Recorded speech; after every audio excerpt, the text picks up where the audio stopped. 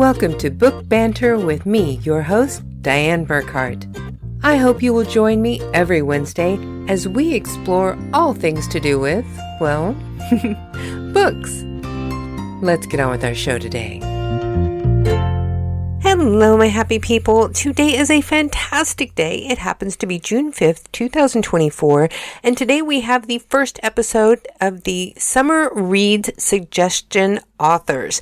We've got 2 months of great summer reads for you to check out, and today we're starting off with a friend of mine who is actually the first author I ever interviewed on, well, what was then Whatever Wednesdays podcast, which is now, of course, Book Banter with Dianne Burkhart, the book talk podcast. And this author happens to be another fantastic Western author. We met because we were both in the same Western author groups on Facebook and have been friends ever since. He has got some great book series for young readers and adults. You do not want to skip over this author if you like a good, clean, wholesome read.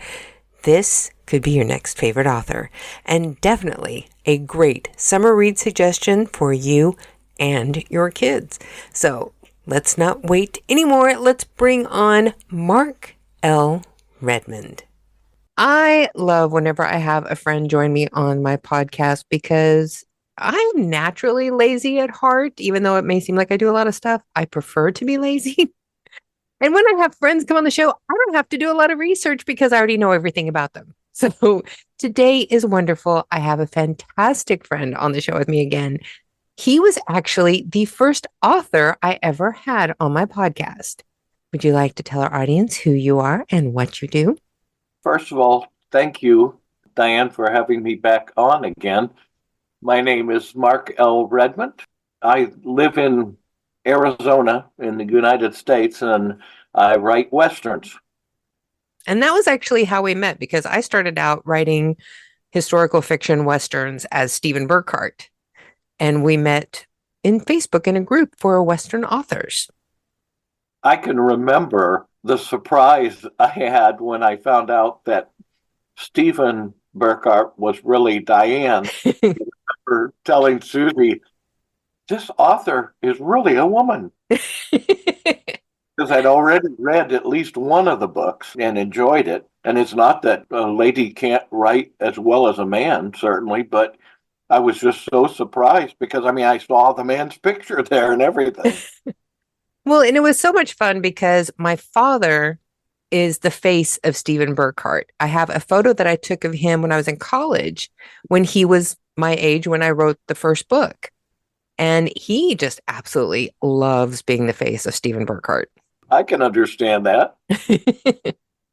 I haven't ever talked him into doing any public appearances. He will not do any of that. But he loves showing the books to his friends. Oh, doing a book signing with you would be fun, I would think. He wouldn't have to make speeches. He's just not big on doing anything out in public. I can relate to that. I'm an introvert. If people left me alone, I'd be good. I tell people when we're at book signings and stuff that if they look at my back and see 2 handprints there, those are Susie's, because she's the one who motivates me to go out and do the things that an author needs to do. I was a high school English teacher for 28 years, and most of those years, when graduation came around, I sat on the platform. Sometimes I handed out the diplomas. I was the administrator at our school for 5 years, but I always had to be up there. And probably at least 15 of those 28 years that I taught, the seniors came to me toward the end of the year and asked me if I would speak at their graduation. And I always said the same thing. I'm so honored that you'd ask me to do that. And I'll bet there are 100 people that you know who would love to speak at your graduation, but I'm not one of them. I love teaching. It never bothered me to be in front of my classes, but I really didn't enjoy speaking in front of large groups. I love that you brought up Susie, because I have to tell you, I love the photos that you always share on your social media of the 2 of you out at your book signings, because it is so great that she not only supports you and goes with you, but she also dresses in period clothing with you. She is my number one fan. In fact, this morning before she left for work, knowing that this interview was coming up, she said, "I hope you know how proud I am of you." And she, Aw. and I told her, I said, that means more than any award I could get for writing, more than any of the wonderful reviews people have sent in. It matters that she supports me so faithfully, and she loves doing it. When I talk about a book table, I refer to it as our book table Mm-hmm. because she's so much a part of my life and what I do. She doesn't participate in the writing, but probably 90% of the marketing we get done is done because of her. She's an amazing marketer. And that is so important, especially for indie authors who are trying to build their business from nothing. I know for me, I never would have been able to do this without my husband. He has been the absolute support that has made it possible. Well, speaking as one of your fans, I have really enjoyed his being pulled into the picture. It's been wonderful. And it does make so much difference. You and I are blessed to have Hmm. such supportive spouses. I realize not everybody has that. And I can't imagine trying to do this on my own because I love when I'm talking to you, I'm talking to a kindred spirit and somebody who understands what I'm saying. You need the encouragement because trying to start from scratch the way you and I have done really is hard. I mean, it's difficult. I We just did our income taxes for 2023 a couple weeks ago, probably, and I was thinking about one of the things that came up somehow is as a side business, is this a hobby? Hmm. And then while I never wanted to consider it just a hobby in all the years I've been writing, the IRS certainly did because they looked at it and said, "Do you have any idea how much money you're putting into this and how little you're getting out of it?" Yeah. But it is wonderful to have the support of the person who matters most to us. Yeah, there's been so many times, especially this last year, when I have been like, I just need to quit doing this and just go get a job somewhere. He's like, no, no, it's going to kick in. Just keep going. It's been fun to watch your progress because I have been following you for a long time and it's been fun and I know you've struggled. I've watched your TikTok posts and things on days when you've been struggling. I know it hasn't been easy, but here you are. Yeah. And I absolutely have to give a lot of that credit to Pedro because he is the person who keeps me sane. He makes it so that I don't give up on this. Because Wonderful. honestly, if it had just been left up to me, I probably would have quit last year before I even started the magazine. I understand that. It makes a difference when somebody who cares about you believes in you. Hmm.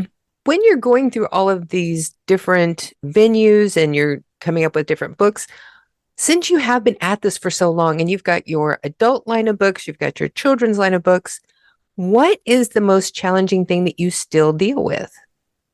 Probably marketing is one of the hardest things because the best book in the world doesn't sell if nobody knows it's good. Hmm. And so the challenge is, and I know again, I love talking to you because I know you understand what I'm going to say. The challenge is getting somebody to read that first book. And the fact that we both started with Westerns. Hmm. Westerns are not for everyone. And when I was teaching, I took my classes through classic books. We'd read the book. I made up my own curriculum units with quizzes and tests and all kinds of projects and everything on each book. And then when we finished the book, we'd watch some movie version of it, or if it was British, a 6 hour miniseries version of it. And then I'd always ask the kids which they like best, the book or the movie, and it was always the book. Hmm. But I asked a ninth grade class one time, I thought, you know what? I'm going to try something. I said, how many of you like Westerns? And one boy raised his hand. And I thought, Wow. oh, wow. I said, how many of you have ever read a Western? And the same boy raised his hand.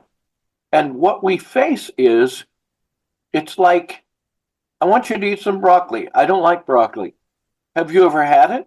No. Yeah. And it's that. So I took that class through the Western classic Shane, and those kids fell in love with it. Hmm. And eventually, some of them started reading Louis L'Amour and got hooked on Westerns. I love being able to do that. And it's great. At the school where I taught, I got in touch with the administrator and I sent each of the elementary teachers a complimentary copy of the first Box M Gang book, and I donated a set of R.D. Anderson books to the school library. Nice. I taught there for 28 years. That has a special place in my heart. But Hmm. the third grade teacher responded and she said, I have read a chapter a day to these kids from the Box M Gang book, and they can't wait to get the second one. When are you going to be finished with it? So as soon as I finished it, I sent her a copy, and she's now reading through that as well. But in her review for that first Box M Gang book, she thanked me for opening a new genre to her and her students. And I thought, there we go again. People, not everybody reads Westerns. So we have kind of a little bit of a pit to get out of to start with because we're not writing. Now you're beginning to branch out into some more popular genres, but I mean, we're not writing romances or science fiction at the moment, and a lot more people read those things. So when they look at Westerns, they think, I'm not really into a Western. So the challenge for us, for me, is to get them to read one book. And if they do that, 9 times out of 10, they come back for another one. Yeah. We know, and one thing that I have started to realize too, that since I don't have like a lot of gunslingers and things in my book, I started to do a little bit of marketing on some of the books as just historical fiction. And for some reason, that seemed to pick up some more people. It's like Mm-hmm. people have a different idea of what a Western is and what historical fiction is. And Exactly. it was really interesting.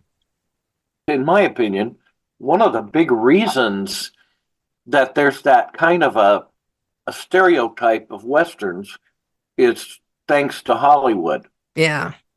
I grew up watching Saturday morning Westerns and fell in love with the Old West. And then when I started reading Louis L'Amour and Zane Grey and Western history, I found out that the people in Hollywood didn't have a clue what they were talking about. And what they made was fun and full of adventure, but it wasn't anything like the truth. So that was what motivated me when I wrote the R.D. Anderson series.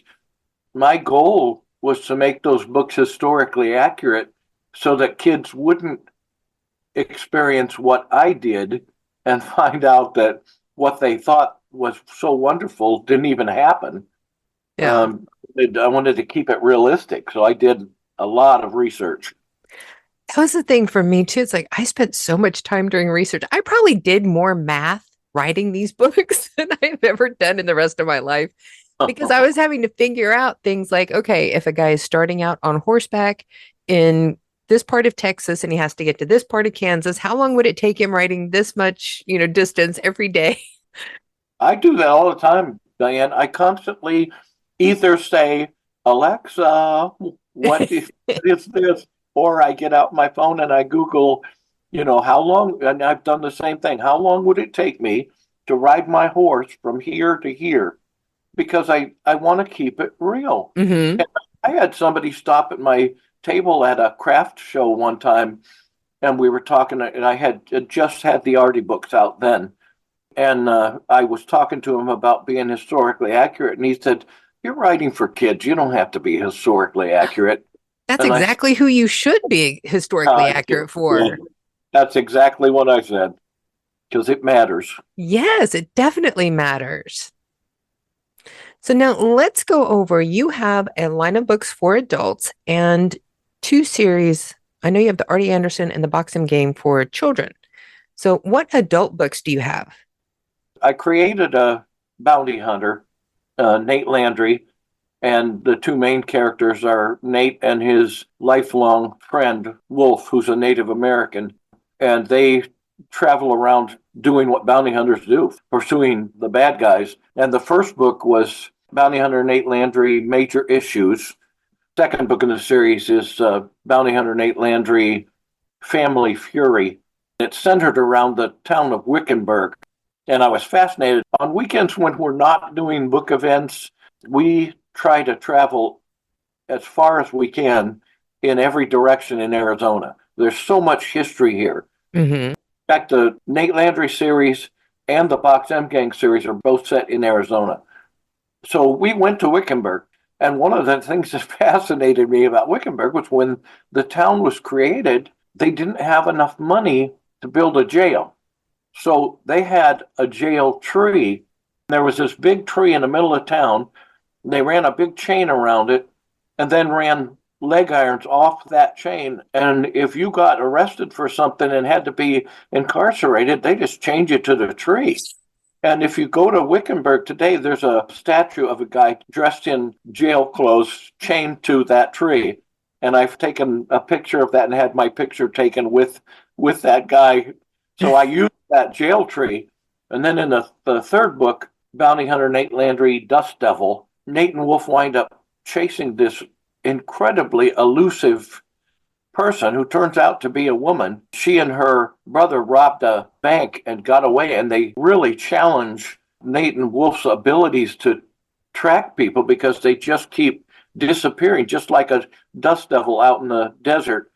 I'm working on the fourth book now in this series, and I picked up with Nate, and Nate and Wolf separate sometimes because Wolf kind of comes and helps Nate when he needs help. He just shows up, but they're separated right now, and I've started the next book, and I don't want to say too much about it because I don't want to give away what's happening.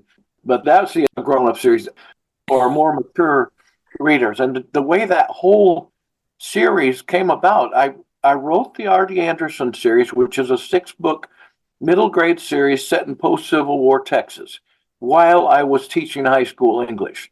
And so as each new book came out, I'd do book signings and stuff that were sometimes tied in with the school or held at the school because a lot of my readers were students and their younger brothers and sisters. So a bunch of parents came up to my book table at a book signing and said, "Look, our kids love your books."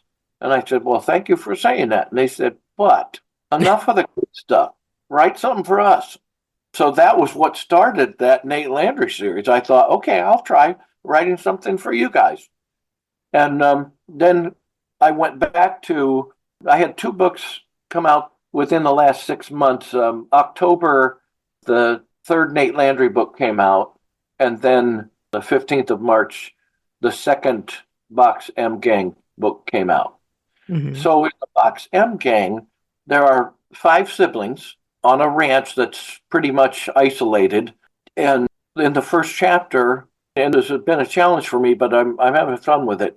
The narrator of the story is a 15-year-old girl. She's the oldest of the siblings. And she goes out in the barn in the first chapter and finds that her father has died. And her mother had been dead for 2 years.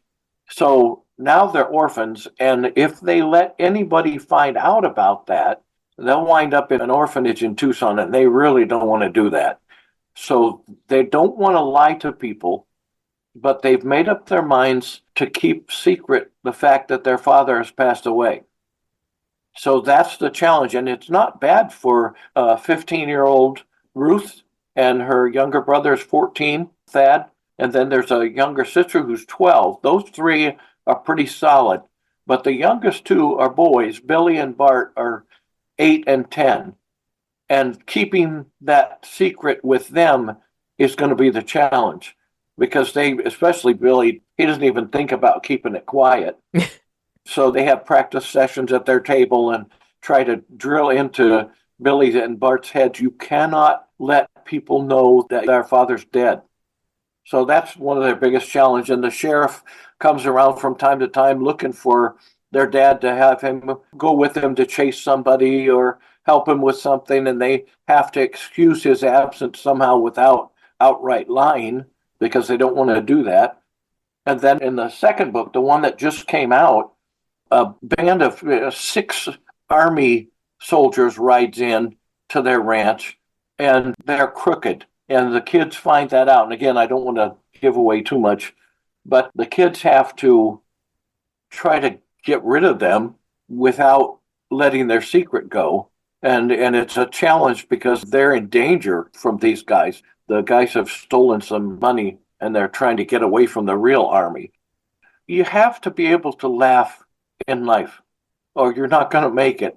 And so my books have a lot of humor in them. And they always will. Even Nate and Wolf are constantly bantering with each other, and there's humor there because that's how friends are. Mm-hmm. And with kids, you're always going to run into something funny. So I try to keep the humor going. And with my grown-up series, people ask me all the time, is there violence in there? Well, yes, there's some. One of my writing heroes is Louis L'Amour, and I read an interview with him one time, and he said, look, I've been a sailor and a boxer, a miner, all kinds of things, and I have heard a lot of bad language. So I know a lot of bad words, but I'm not putting them in my books. Mm-hmm. And that's how I feel too. You're not going to find any sex scenes, any bad language. Do some people get killed? Occasionally, yes, when there's no other way to do it. But the stereotype of a bounty hunter is this guy with long, greasy hair and half his teeth are missing, and he's nasty, and he shoots people in the back for the money. And not everybody was like that. So I'm trying to break the mold a little bit with my bounty hunter because he's not like that. He's a decent person. He tries to avoid shooting the people he's after unless they don't give him any option. And that's one thing that I've kind of found because the books that I write are like what they call clean reads too. There's like no sex in them. There's no graphic violence. There is a couple of people who die, but those things happen in life. And it seems like whenever you tell somebody that you have a clean read, they think it's going to be boring. It's like, no, you can have Yes, drama.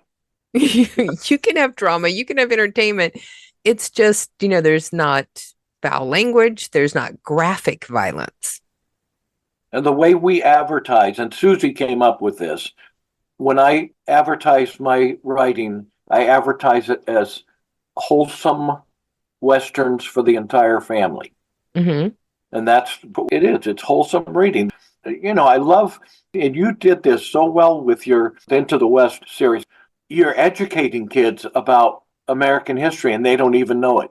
Yeah. It's fun because they get wrapped up in the story. And I said kids, but it's not just kids because your Into the West series is similar to what I've written for kids in that I've always maintained a good story is a good story. I had a grandmother buy a set of books, the Artie books, for her grandkids who were coming to visit her. And she worked at the resort where Susie and I were working in Indiana. And she came back about, probably 2 weeks after she bought the books. And she said, I have to tell you something. And I thought, okay. And she said, I wanted to see what I was getting for my grandkids. So I wanted to peek inside the book without creasing the cover. And she said, I just peeked in. I thought I could read the first chapter, maybe. And I said, okay. And she said, I read all 6 books.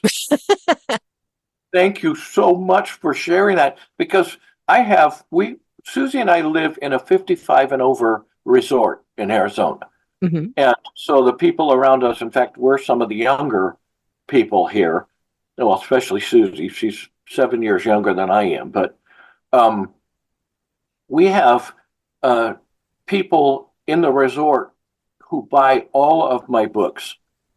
And I explained to them that this series of 6 and these first 2 in the box I'm getting are written for middle grade readers, basically 8 to 12. And they say, I don't care. And they read one. In fact, Susie, she's the office manager, so she sees everybody. So some lady came in last week and bought the first 2 Bounty Hunter books. And this morning when Susie went to work, she took the 3rd Bounty Hunter book and the 2 box M Gang books because the lady said, I have to have more. I want all of them. Nice. And I love that. Yeah. Because And I know you wanted to talk a little bit about summer reading and stuff. Hmm. Susie and I bought, I think, the first two books in the Into the West series and sent them to our Indiana twin granddaughters who are, well, one of them is a really serious reader.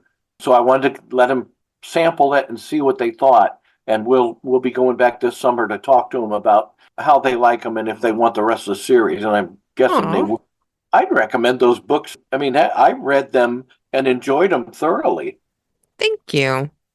Well, and once I started marketing them more as historical fiction, more adults started picking them up. Yeah. I'm not sure why, because whenever I wrote them, I didn't write them with kids in mind. I was just writing the story that was in my head.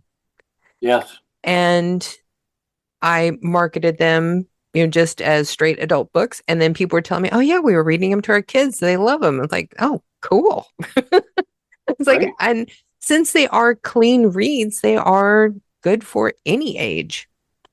Yeah, and we tell people that too. Even my bounty hunter books, we have a couple of families who said, "Hey, our 14-year-old son really likes your books. Can he read the Nate Landry books?" And I said, "Absolutely. There's nothing in there that's offensive. In fact, Hmm. it's not nearly as violent as the video games a lot of kids are playing today." Yeah. Since you did mention the summer reads, you are our cover author for our June July issue, where we are talking to people about summer read books. As somebody who was a teacher, how important do you think it is for kids to participate in summer reading? Oh, I think it's vital. And of course, I don't think kids ought to stay inside all summer so that they come out as pale as cavefish at the end of the summer because they've been inside. And I've had a couple of students over the years who were like that, who would sit inside and read all summer. I don't think that's healthy. But not every summer day is beautiful and sunny, so there are rainy days or there are colder days, days that can be spent inside reading, or since books are portable, you can read a book outside. Hmm. So I encourage kids to read as much as possible. And I love hearing from parents who encourage their kids to read, who feed them books constantly. Those are the ones. In fact, when I was teaching, my best students were 99% of the time also my best readers. Yeah. So I am a big time fan of summer reading. So now would be the perfect time to do 5 quick questions that never turn out to be quick, but one day we know it will happen. Are you ready? I'm ready.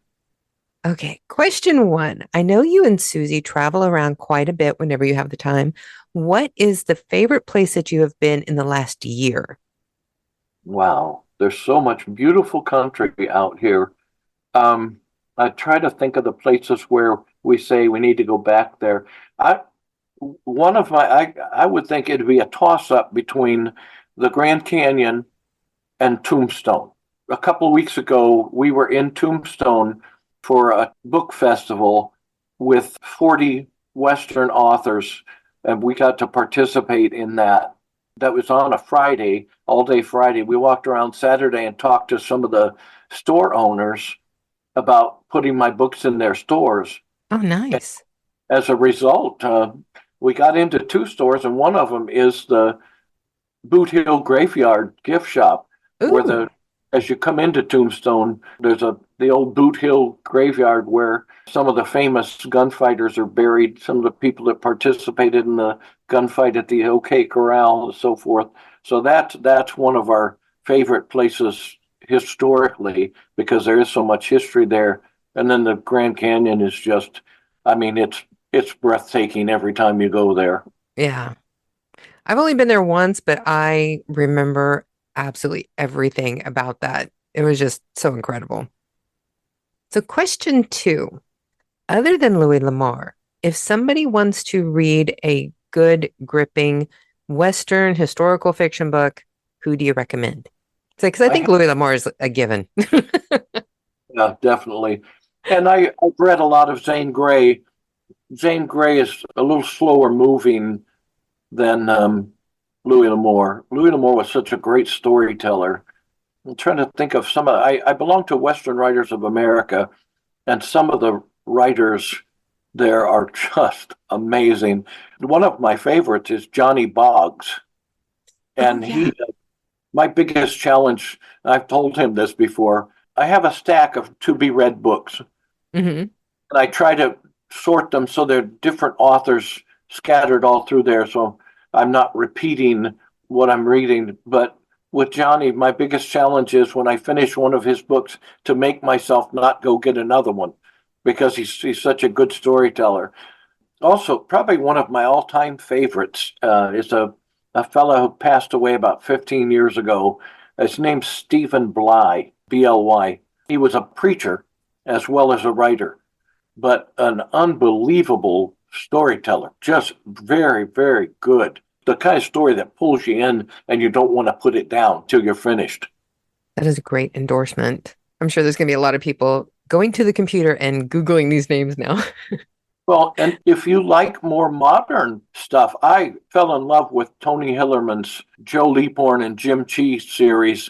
And now his daughter, Ann Hillerman, has picked up where Tony left off and is using those same characters. And she's written, I don't know, maybe 4 or 5 more books in the series. And I think I'm going to get a chance to meet her in June. She's going to be at a bookstore where I've done some book signings, and I think Susie and I may get to meet her. I'm looking forward to that. But Oh, very wow. good stories about the Navajo police and the Navajo people. And you really get an education about the Navajo beliefs and lifestyle and their traditions. It's good. Wow, I had no idea that she was picking up where her dad left off. That is so cool. I'm gonna have to look that up now. See, you're creating a to be read list for me too. So, question 3. Who do you think has better westerns? John Wayne or Jimmy Stewart? Boy. Well, John Wayne's kind of the king, you know. I mean, Yeah. he epitomized the West to a lot of people. Personally, my personal favorite as far as Western actors go is Tom Selleck Ooh, yeah. because he cared about keeping things accurate. He cared about keeping the weapons and the clothing accurate. He was very selective. I mean, you put him and Sam Elliott together for the Sacketts and the Mm-hmm. Shadows, and I mean, it's just hard to beat that. But then later, when he came back as he was in Monty Walsh, which was the other one of the other books that Jack Schaefer, the author of Shane, wrote. It was based on when the cowboy was being phased out because of railroads and stuff like that, Hmm. modern equipment taken over, and the cowboy lost his purpose. And that was a good one. One of my favorites was always Quigley Down Under because it showed the plight of the Aborigines. I probably watched that 5 times. Just he was very, very good in that. It's just a believable character. Yeah, he is so good in westerns. So now, question 4. Whenever you are looking for inspiration, that you're struggling to find the story for the next book, what inspires you the most? Wow, that's a hard question because I don't ever struggle to find some topic for the next book. I can't write fast enough to keep up with the ideas that are in my head. I Um, understand that. I don't, I got interviewed a while back, a fellow author, another really good author. If parents are looking for things for their kids to read that the parents might also enjoy, a good friend of mine, her name is Susan K. Marlowe, Marlow. And I just finished reviewing the last 2 books in her Gold Town Adventures series, books 5 and 6. I read them and reviewed them for her as she launched them.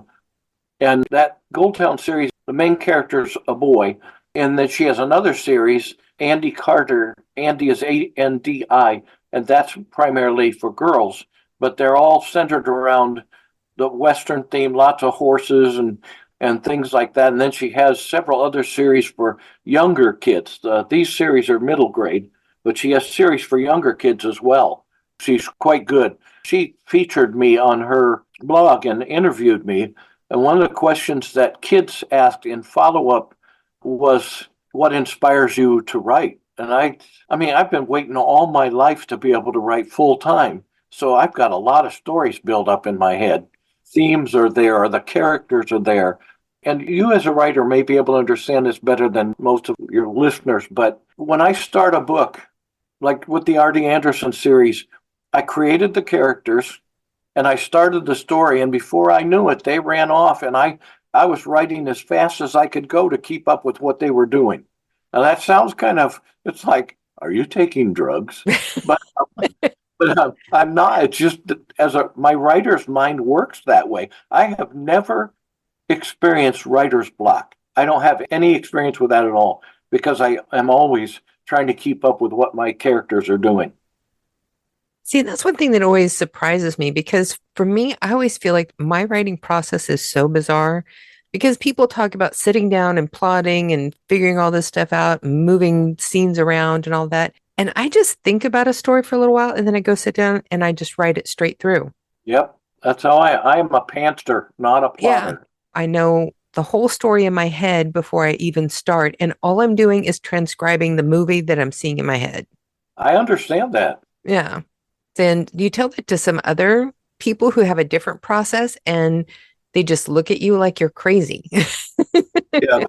Yes, I know really good authors who outline every book before they start writing. It's just an individual thing. Whatever works for you, that's what you need to do. Exactly. So, question 5. Since we are doing our summer reads, can you recommend 2 books for kids that you think would be fantastic reads for middle grade readers? I thought about this because I knew you were going to ask me. If I were recommending classics, I think about some of the classic books for middle grade readers that I still have in my library because they're just such good books. And I know times have changed and kids have changed, but I look at books like The Adventures of Tom Sawyer Hmm. and Call of the Wild and White Fang and some of those, and they're great. But if I were looking at more modern authors, I would definitely recommend the whole Goldtown Adventures series by Susan Marlowe and also Stephen Bly's Nathan Riggins series. I like reading books in series Hmm. because you develop more of a relationship with the characters in a series. You get to know them better and feel more of an attachment to them, I think, Yeah. than you do this with a just freestanding novel. And one of the books that I remember from probably about middle grade was Where the Red Fern Grows. Oh, yes, that's a good one. That book, it's one of those love-hate things because it makes me cry every time I read that stupid book. And I am not a crier, so it makes me mad, but it's such a good book. Old Yeller is like that as Yeah. well at the end. I also, and I know this is going to sound like I'm just trying to butter you up, but I would recommend your Into the West series for summer reading to any reader, especially young readers. That series, it's a kind that did a book signing a couple weeks ago at a Barnes and Noble near us. And a mom, I had been communicating with her through email. Her son had read the first 2 R.D. Anderson books and wanted the rest of the series. She's a homeschool mom. And so they came to Barnes and Noble to pick up the books and wound up buying all the rest of my books while they were there. She was talking to Susie while I was signing the books, and she said, as a mom, I am so tired of having to look through any books I get from their son was 12. She said, I look through every book before I give it to him just to make sure it's safe. She Hmm. said, I don't have to do that with these. And Yeah. I love that. And I would say the same thing about your Into the West series. If there are any parents who have a concern about what their kids are reading, they're not going to find anything in that series that's offensive. Hmm. And it will definitely pull kids in too. Oh, thank you so much. I appreciate that. It'll pull grown-ups in too, though. I got hooked on it. You have always been somebody that I have been so grateful to have run into in this because some people are very supportive of other authors, some people are not, but you are incredibly supportive of people that you like their work. Well, I think, like with you, it's been easy because I believe in you and what you're doing. And you do so much for other authors. It just amazes me. For people like me, But I just think we ought to support people. I mean, when we go to a book signing, whenever I see there's a local author doing a book signing, we try to go and I buy a book. Mm-hmm. I haven't read all of the books yet. They're in my to be read pile. But I know what it's like. And I know what it means to have somebody come in to a book signing and purchase a book. Yeah. It does something to your heart, you know, it's special. And so I want to try to be a blessing to the people around me and an encouragement to them. And that's why I try to be supportive. That's one thing. It's like it's tough enough to try and just break into the market. It's like, why Yeah, not, join hands and pull people along with you if you can? exactly. Say, besides, it makes it more fun when you have friends around you to share all of it. You can have somebody to share how tough it is to do, and then also to cheer you whenever you make achievements. It's Right. more fun that way. And then we get the chance to cross promote and stuff like that. And Mm-hmm. it's to do that, I send out an email every week. And one of the sections in that for a long time was meet my friends. And I got to feature different authors and share them with my readers. And one of my readers said to me, that's one of the favorite parts. I love it because I'm always looking for other authors, and you keep telling me who some good ones are. And Mm-hmm. I featured you in there. You I were one of saw the that. I love that. And and that is my favorite, one of my favorite parts too about the things that you do is that you do showcase other authors. it's funny. And I know you probably have struggled with this too. And this is where having Susie in my life saves me. One of the areas. The hardest author for me to promote is me. Yeah.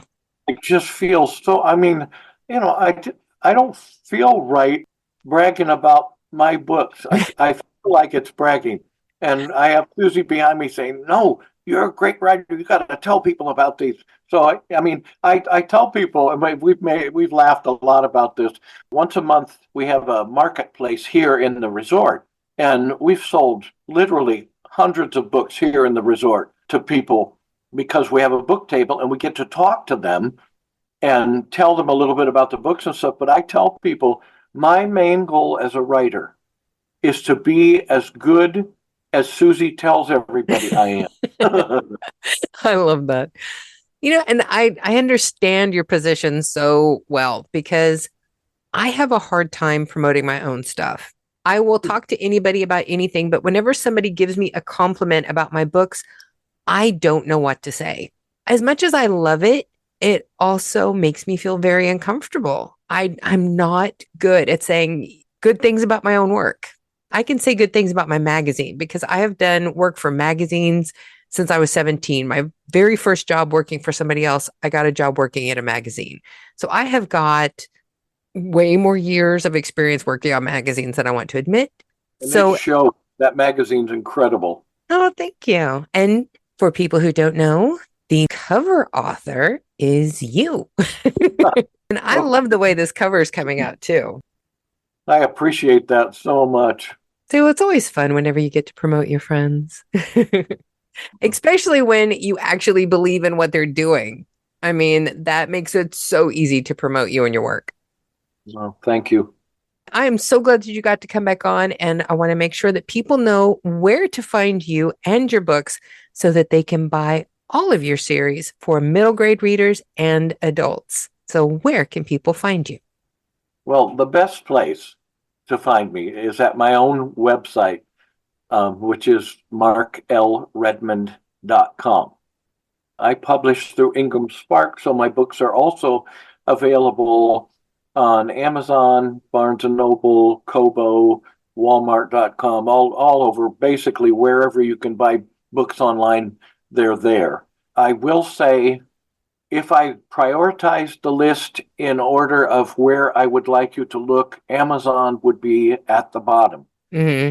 They have serious issues, and I'll just share that this is just why I say that. And I've sold a lot of books over the years on Amazon. The second box M Gang book, somehow Amazon thought that was a revision of the first box M Gang book even though the titles are different, ISBN numbers are different and everything, but you basically cannot find my book, Box M Gang in the Army, on Amazon, because when you type Box M Gang and the Army in, it brings up the Box M Gang, the first book in the series. It doesn't even appear on my author's page. And I've been in contact with Amazon. I've spent hours with them trying to get them to understand, but I can't make anybody understand what the problem is. So I just gone around Amazon, and I would encourage people to come to my site or go to Barnes and Noble, who's doing a beautiful job with them, or Kobo, or even Walmart.com has them. You can find them easily on those sites. Well, and I would recommend that anybody go check out your website just to check out a good-looking website, because yours looks fantastic. Oh, thank you. This has been absolutely fantastic. I'm so glad you had the time to come back and come on the show again to talk about your new book, The Box M Gang and the Army.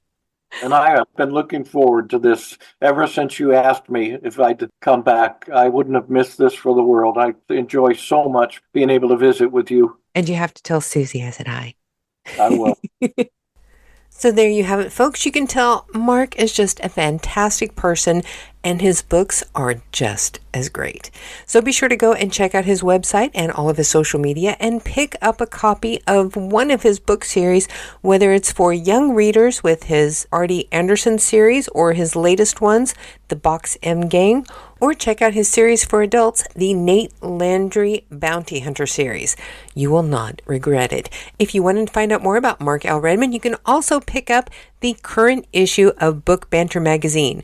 Just go to our website, burkhartbooks.com. The link is in the description of today's podcast, along with all of Mark's information, and you can purchase the digital download copy of our magazine. All the money that we earn from the sales of this magazine are going to go into upgrading our equipment and all of our production software that we use to bring you this podcast and the magazine.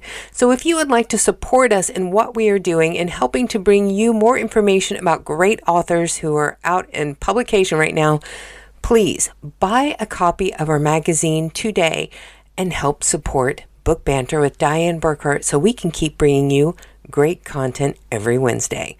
And now you know what time it is, folks. It's time for you all to go forth, buy a copy of the magazine, and be really happy about it. Shameless promotion is so much fun.